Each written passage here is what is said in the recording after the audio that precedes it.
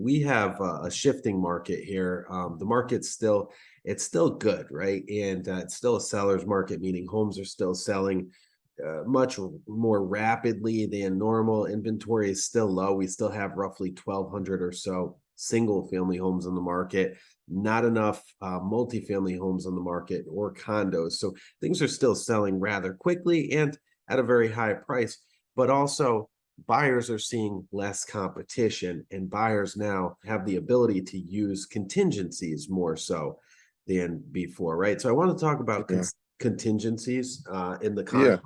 This is an important topic to discuss because up until now, we have these contingencies in our standard agreements, and they've always been there. It's just that, like in this, very heated seller market that we've had for the past, 18 months or so, however long it's really, really been hot. People have done things that you or I would probably say, use caution when you consider this. Like for example, waiving your finance contingency, or waiving your inspections. And I know there were reasons for doing these things. You had to do what you had to do in order to get that property. There's so limited inventory. But now things have changed dramatically, I think. And it is still a seller's market, no question. The inventories are still kind of low, but I feel that it is swinging a little bit more. The pendulum is swinging a little bit more towards the buyer.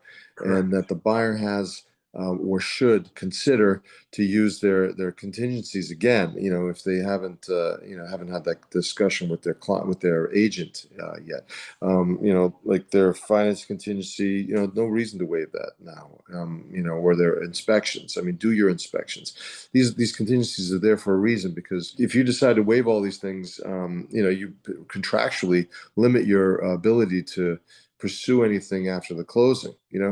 So if there is something that you find that's a problem, so it is risky, and it's not for anybody, but for a first-time home buyer, or somebody's going to live in this property and isn't a real estate professional, I think that's a problem. I think it's something that you definitely need to now know that you have these rights in your standard agreement, and you should not waive them. When people are eager to get that home of their dreams, it's hard to overcome emotion, and also maybe some decisions that aren't exactly sound decisions. So I you just want to get that property, whatever it takes, but now the market has changed and is changing, and it's definitely going to continue to change. By the same token, the buyer needs to be aware that they have certain rights in their contract that are there for a reason. They protect you,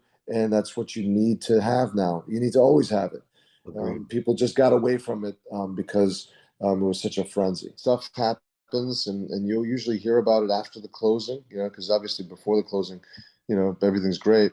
But after the closing is when you're like, they didn't disclose this to me. They didn't disclose that to me. Get an inspector and make sure that the house is checked out. These documents are meant to assist and protect, but they don't really do too much. I think your inspections do better.